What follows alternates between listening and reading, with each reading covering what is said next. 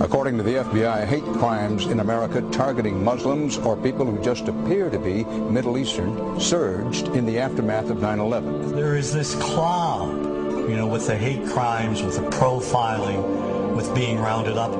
Again, I think this illustrates the power of film, that in spite of the reality, in spite of the material that we know to be true, we still embrace the mythology. The mythology is still a part of our psyches. Stereotypes take a long time to wither away.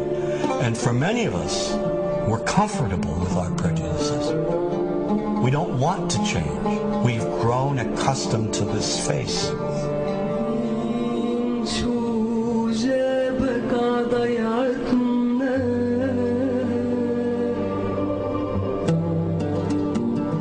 When we think of Arabs, what do we see? What images come to mind? Do we see actual people?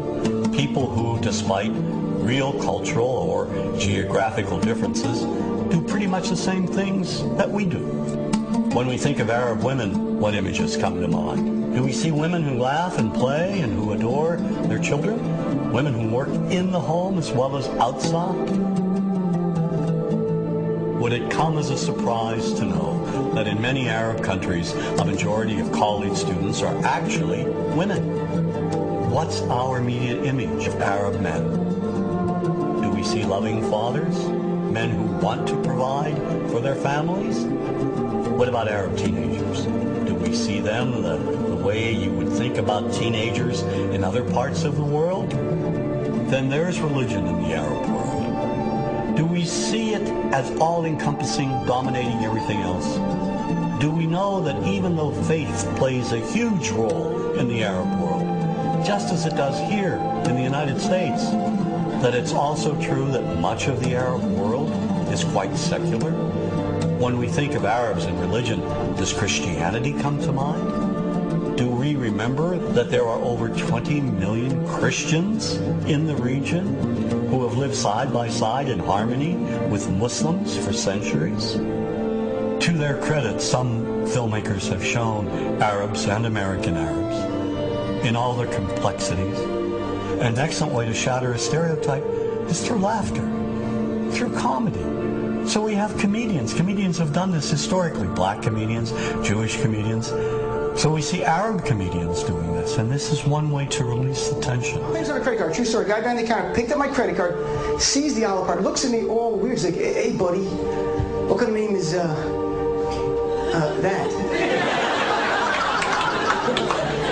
I'm like, well, sir, it's an Arabic name. He goes, what does this mean? So I'm like, well, translate it to English? It means peaceful, friendly Arab? But he's not happy because, what Arab country is your family from? So I tried the most peaceful, popular one that he would like. So I'm like, we're from the same Arab country that Aladdin is from.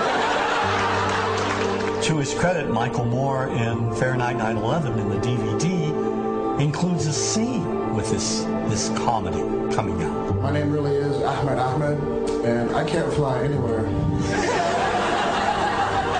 All you white people have it easy. You guys get to the airport like an hour, 2 hours before your flight. It takes me a month and a half.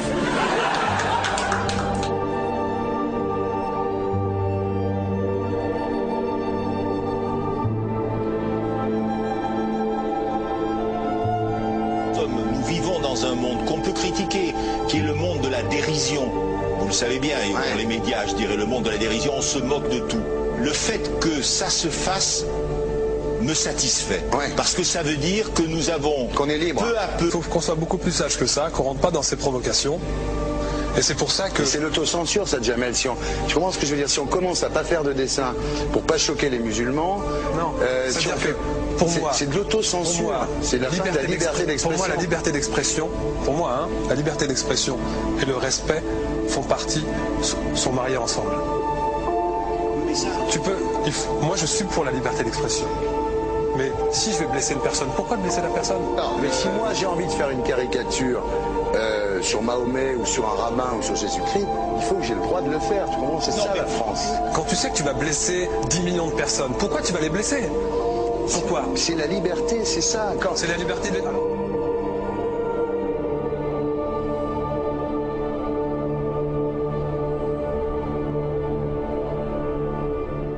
Vous ne pensez pas que c'était à vous de vous excuser, non? En disant le sketch n'était pas très drôle, je suis désolé si j'ai blessé des gens, voilà, excusez-moi, voilà, c'est une connerie, c'est mon travail. Mais vous ne referiez pas le même sketch quand même? Mais le spectacle que je fais reprend en grande partie les lignes de ce sketch.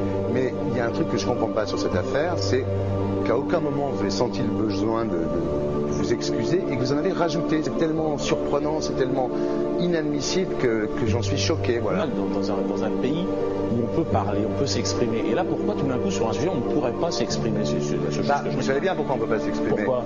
Parce que dans ce pays, on a envoyé pendant la guerre des juifs dans des chambres à gaz et que ça crée un petit problème quand même. Vous voyez ce que je veux dire? Dans ce pays, on a envoyé pendant 400 ans des centaines de millions de Noirs. Il y a eu 400 ans d'esclavage. Et pourtant, ça n'a pas empêché Michel Led de faire un sketch qui m'a fait marrer. Où il faisait un Noir, et à la fin, il faisait un singe. Et en parlant des narines, en parlant des lunettes. En tout cas, lui, il n'a pas été interdit d'exercer son travail. Il a même eu la Légion d'honneur. Quelqu'un qui a toute sa famille qui a été exterminée dans un camp de concentration et qui voit quelqu'un à la télé qui dit Israël. Vous vous rendez compte? Je ne sais pas. Il y a des moments où même si on connaît les gens, même si on les a invités, on leur... Et c'est pour ça que... C'est l'autocensure, ça, Jamel. Je comprends ce que je veux dire. Si on commence à pas faire de dessin pour pas choquer les musulmans... Non, c'est-à-dire que pour moi... C'est de l'autocensure. C'est la liberté d'expression. Pour moi, la liberté... Et là, pourquoi tout d'un coup, sur un sujet, on ne pourrait pas s'exprimer sur ce sujet? Vous savez bien pourquoi on ne peut pas s'exprimer. Parce que dans ce pays, on a envoyé pendant la guerre des juifs dans des chambres à gaz et que... Deux poids, deux mesures. La liberté pour tout le monde.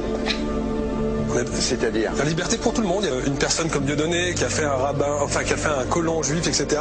Tous ces DVD ne sont plus dans les pactes. On l'empêche médiatiquement, on ne le voit plus.